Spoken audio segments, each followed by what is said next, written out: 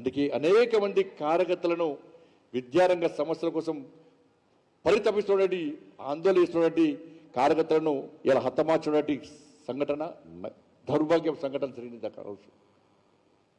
ఒక కార్యకర్త ఇలా ఇంటి నుంచి బయలుదేరి రేపు కార్య విస్తరణ కోసం గ్రామానికి పోతారంటే తిరిగి రావడానికి గ్యారంటీ లేని పరిస్థితి. ఊర్లు లేవు, దారులు లేవు, బస్సులు లేవు, కమ్యూనికేషన్ వ్యవస్థ లేదు, సైకిళ్ళ మీద పోవాలి, ఆర్టీసీ బస్సులు లేవు. పోయిన కార్యకర్త తిరిగి వస్తాడా రాడా గ్యారంటీ లేని పరిస్థితి. ఎప్పుడు ఏ కార్యకర్త మర్డర్ జరిగిందో అని చెప్పి వార్త వినాల్సిన టెన్షన్ వాతావరణం. ఇటువంటి పరిస్థితుల్లో అనేక మంది కార్యకర్తలు ఇవాళ ఈ తెలంగాణ గడ్డ మీద ఉమ్మడి ఆంధ్రప్రదేశ్లో ఈ నమ్మిన సిద్ధాంతం కోసం ప్రాణత్యాగం చేశారన్న. అందుకే కేంద్ర ప్రభుత్వం, నరేంద్ర మోడీ గారి ప్రభుత్వం, అమిత్ షా గారి నేతృత్వంలో ఈ ఆంధ్రప్రదేశ్తో పాటు అనేక ప్రాంతాలు, అనేక మంది నా కార్యకర్తలతో పాటు అనేక మంది పేద ప్రజలను, బడుగు బలహీన వర్గాలకు సంబంధించిన ప్రజలను, ట్రైబల్ ప్రజలను, అమాయక ప్రజలను హతమార్చినటువంటి ఒక సిద్ధాంతం పేరుతోని మారణ కాండ చేసినటువంటి ఈ నక్సలిజాన్ని మొత్తం కూకటి వేలుతో పెకిలిస్తామని చెప్పి నరేంద్ర మోడీ ప్రభుత్వం నా కార్యకర్తల త్యాగాలను గుర్తించింది. కాబట్టి నక్సల్ ముక్త్ భారత్ ఇలా లక్ష్యంగా తీసుకొని ఏ కార్యకర్తలు నా కార్యకర్తలు నక్సల్ చంపేసారో ఆ నక్సలైట్లనే లేకుండా చేస్తా అని చెప్పి ఈరోజు నరేంద్ర మోడీ ప్రభుత్వం ఇలా నక్సల్ ముక్త్ భారత్ పేరుతో March 2026 dead line, 2026 March dead line కేవలం ఇంకా 3-4 నెలలు మాత్రమే ఉంది. తప్పకుండా అది జరిగి తీరుతుంది, జరిపి తీరుతాం.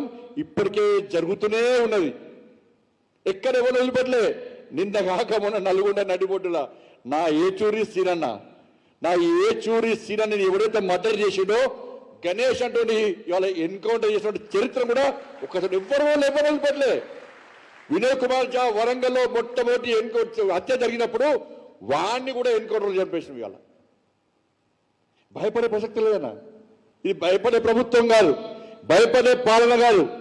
ఈ దేశం, ఈ ధర్మం, ఈ సమాజం కోసం ఇలా కార్యోన్ముఖులు ఏ కార్యకర్తలు ఇలా ప్రాణత్యాగం చేయడానికి సిద్ధమచ్చారో, ఒక శక్తివంతమైన భారతదేశ నిర్మాణం కోసం కష్టపడి పనిచేయడం ముందుకొస్తుండో ఆ కార్యకర్తలు జోలికి వస్తే ఎవరిని వదిలిపెట్టమని చెప్పి ఈరోజు ముందుకొస్తున్న ప్రభుత్వం నరేంద్ర మోడీ గారి ప్రభుత్వం. ఇలా గౌరీజీ లాంటి వ్యక్తులు ఆ రోజు మా చేతులకు బుల్లెట్లే, గన్లేలే, వెపన్స్ ఇయలే. అరే ఆ రోజు గౌరీజీ లాంటి మహానుభావులు, అలాంటి నాయకులు ఇలా ఇక్కడ కార్యకర్తల చేతికి తుపాకులు ఇచ్చి చలో జంగల్ కోరి ఒక్కొక్క జల్లెడ బట్టి కొట్టండి రా అంటే వాళ్ళ ఆ రోజే నక్సలైట్లు ఉండేది వారు కాదు, ఇలా విద్యార్థి పరిషత్ మాత్రమే ఉండేది. కానీ ఇలా బుల్లెట్ నమ్ముకున్న సంస్థ విద్యార్థి పరిషత్ కాదు, బ్యాలెట్ నమ్ముకున్న సంస్థ విద్యార్థి పరిషత్, బ్యాలెట్ నమ్ముకున్న పార్టీ భారతీయ జనతా పార్టీ. ఇలా బ్యాలెట్ నమ్ముకున్నాం కాబట్టి ముచ్చటగా 3సారి కేంద్రంలో అధికారంలోకి వచ్చినాం. బుల్లెట్ నమ్ముకున్నటువంటి ఈ కమ్యూనిస్ట్ ఆర్గనైజేషన్స్ అన్ని కూడా ప్రపంచంలో తెరమరుగైపోయినాయి. ఈ ఉమ్మడి ఆంధ్రప్రదేశ్లో తెరమరుగైపోయినాయి. ఇలా తెలంగాణ రాష్ట్రంలో అడ్రస్ లేకుండా వెళ్ళినాయి. ఇలా బ్యాలెట్ నమ్ముకున్నాడు. బాబాసాహెబ్ అంబేద్కర్ రచించిన రాజ్యాంగానికి లోబడి దాన్ని విశ్వసించి దాన్ని గౌరవించి ఇలా బ్యాలెట్ నమ్ముకున్న పార్టీలు మాత్రమే ఇలా ప్రజాస్వామ్య దేశంలో ముందుకొస్తున్నాయి. ఎవరైతే బుల్లెట్ నమ్ముకున్నాడో వాడు అంతరించిపోయినటువంటి సందర్భాన్ని మనం ఆలోచించాల్సిన అవసరం ఉంది. ఇది భారతీయ జనతా, ఇది విద్యార్థి పరిషత్ కార్యకర్తల గొప్పతనం. ఇదే కాదు, ఇవాళ 370 ఆర్టికల్ గురించి తెలుసుకోండి. మీరు 370 ఆర్టికల్ గురించి చాలా మంది తెలియదు. ఆ టైంలో 370 ఆర్టికల్ విద్యార్థి పరిషత్ తీసుకొని 370 एक देश में दो विधान, एक देश में दो प्रधान, एक देश में दो निशान नहीं चलेगा అని చెప్పి కాగడ జెండా పట్టుకొని ఇలా విద్యార్థి పరిషత్ కార్యకర్తలు జమ్మూ కాశ్మీర్లో ఆందోళన చేస్తుంటే అనేక మంది విద్యార్థి పరిషత్ కార్యకర్తలు హత్య చేసిన టెర్రరిస్ట్ హత్య సందర్భంగా గుర్తు చేసుకోవాల్సి ఉంది. ఆ సమయంలో గౌరీజీ అనేక మంది నాయకులు, విద్యార్థి పరిషత్ నాయకులు అక్కడ జమ్మూలో ఎవరైతే కార్యకర్తలు హత్య కావినబడ్డారో వాళ్ళందరూ ఈ దేశం మొత్తం, వాళ్ళ కుటుంబాన్ని ఇవాళ దేశం మొత్తం తిప్పే ప్రయత్నం చేశారు. నమ్మరు ఆ రోజు కార్యకర్తను చెట్టు కట్టేసి వీళ్ళ కార్యకర్త ముందు తల్లిదండ్రులు 3 ముక్కలు నరికినటువంటి దుర్మార్గపు సంఘటన జమ్మూలో జరిగింది. తల్లిదండ్రులను కట్టేసి కార్యకర్తలు తగలబెట్టినటువంటి సంఘటన ఇలా జమ్మూలో జరిగింది. కానీ ఈ జమ్మూ కాశ్మీర్ అనేది భారతదేశంలో అంతర్భాగం. 370 ఆర్టికల్ రద్దు చేసి తీరాల్సిందని చెప్పి ఆ రోజు విద్యార్థి పరిషత్తో పాటు పరివారక్షేత్ర కార్యకర్తలు చేసిన ఉద్యమాలు అనేక మంది కార్యకర్తలు బలిదానం అయిపోయారు. అనేక మంది కార్యకర్తలు. అరే ఈ దేశంలో కాంగ్రెస్ పార్టీ ఉన్నది. అరే ఈ దేశం కోసం మేము త్యాగం చేస్తామని చెప్పుకుంటే కాంగ్రెస్ పార్టీ, ఈ దేశం కోసం మేమే ఉండమని చెప్పుకుంటారు కమ్యూనిస్టు పార్టీలు. ఎన్ఎస్యుఐ లాంటి విద్యార్థి సంఘం కూడా మేము దేశం కోసమే ప్రయత్నం చేస్తున్నాం, దేశం కోసమే మేము పనిచేస్తూ ఉంటారు. కమ్యూనిస్టు పార్టీ ఎస్ఎఫ్ఐ ఏఎస్ఎఫ్ఐ విద్యార్థి నాకు కూడా మేము ఈ దేశం కోసమే పనిచేస్తున్నామని చెప్పుకుంటారు. కానీ 370 ఆర్టికల్ విషయంలో ఈ దేశం కోసమే పనిచేస్తున్న పార్టీలు ఈ దేశం కోసం ఎందుకు త్యాగం చేయలేకపోయినాయి? 370 ఆర్టికల్ వ్యతిరేకంగా ఎందుకు ఉద్యమం చేయలేకపోయినాయి? ఎందుకు ప్రాణ త్యాగం చేయలేకపోయినాయి? చివరకు ఈ దేశం కోసం ప్రాణ త్యాగం చేయాల్సిన పరిస్థితి వచ్చింది. మనకే ప్రాణ త్యాగం చేసింది కూడా కేవలం విద్యార్థి పరిషత్ పరివారక్షేత్ర కార్యకర్తలు మాత్రమే. కానీ దేశభక్తులుగా వాళ్ళు చలామణి అవుతున్నారు ఇవాళ. అందుకే నరేంద్ర మోడీ గారి ప్రభుత్వం అరే ఏ 370 ఆర్టికల్ కోసం రద్దు కోసం నా శ్యామా ప్రసాద్ ముఖర్జీతో పాటు అనేక మంది కార్యకర్తలు బలిదానమేరో ఆ కార్యకర్తల కళ్ళ త్యాగాలు నా కళ్ళ ముందు కనబడుతున్నాయి. వాళ్ళ త్యాగాలను వృధా పోనీయా? వాళ్ళ త్యాగాలు వృధా ఓడించే ప్రసక్తి లేదు.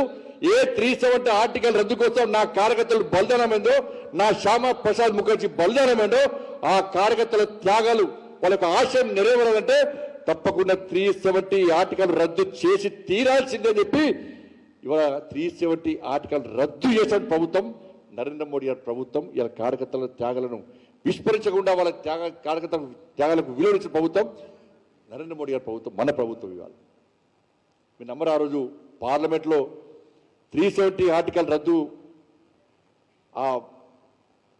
చేస్తున్న సందర్భం ప్రకటన చేస్తున్న సందర్భంలో నిజంగా నేను అదృష్టవంతున్నాను. నేను అదృష్టవంతుడు. ఎందుకంటే ఇటువంటి గొప్ప సభలో ఒకవైపు 370 ఆర్టికల్, అయోధ్యకు సంబంధించి కానీ సిఏఏ సంబంధించి కానీ ముఖ్యమైనటువంటి నిర్ణయాలు తీసుకున్నటువంటి ఆ సభలో పార్లమెంటు సభ్యునిగా దాని లోపల పాల్గొనడం నిజంగా అంతకంటే అదృష్టం ఇంకోటి కాదు. ఇవాళ 370 ఆర్టికల్ రద్దు చేస్తున్న సందర్భంలో ప్రకటన చేస్తుంటే ఎంపీలు అందరూ లేచినబడ్డారు. రోజు దానిలో సగం మంది ఎంపీలు మన వాళ్ళు విద్యార్థి పరిషత్ బ్యాక్గ్రౌండ్ ఉన్న వాళ్ళకి సగం మంది ఎంపీలు దానిలో, లేకపోతే పరివార క్షేత్ర బ్యాక్గ్రౌండ్ ఉన్న వాళ్ళకి సగం మంది ఎంపీలు దానిలో ఉంటారు. అందరు లేచిలో పడ్డారు. 370 ఆర్టికల్ రద్దు తీర్మానం చెప్తున్నప్పుడు అందరు లేచిలో పడ్డప్పుడు నా కళ్ళకి నీళ్ళు వచ్చినాయి. అరే ఏమన్నా ఒక్కడనే నీళ్ళు వస్తున్నాయని చెప్పి పక్కలు చూస్తారు కావచ్చు అని చెప్పి పక్కన చూస్తే ప్రతి ఎంపీ కంటి నుంచి ఆనంద బాష్పాలుస్తున్న అద్భుతమైన సన్నివేశం ఇలా పార్లమెంట్.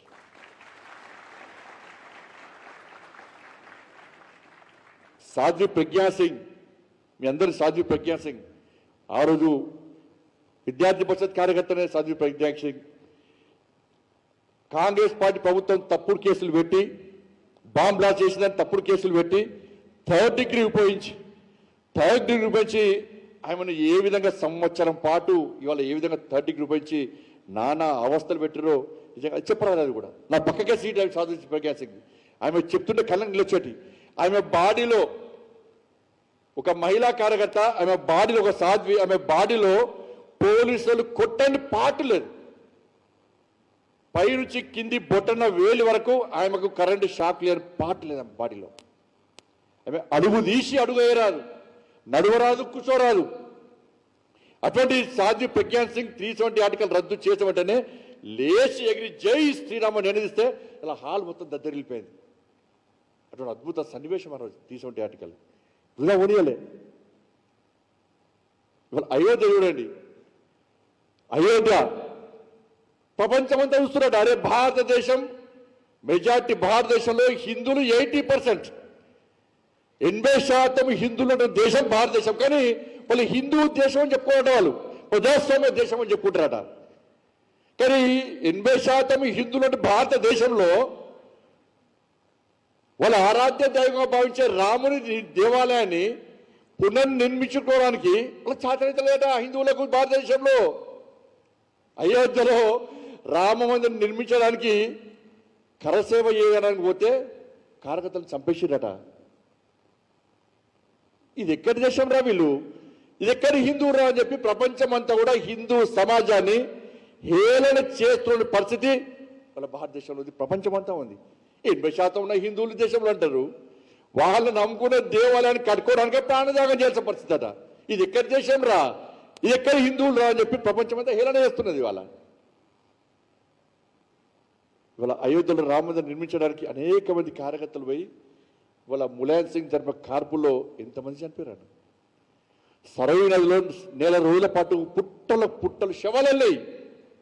సరయూ నదిలో శవాలు వెళ్ళాయి. రాజేంద్ర కొఠారి, శరత్ కొఠారి అన్నదమ్ములు ఇద్దరు. అన్నని చంపితే తమ్ముడు పారిపోలే, జై శ్రీరామ్ అని చెప్పి ఎదురుపోయి తమ్ముడు కూడా త్యాగం చేసిండు. ఇవాళ ఇట్లా వందల మంది కార్యకర్తలు ఇలా అయోధ్యలో రామ మందిరం కోసం ప్రాణత్యాగం చేశారు.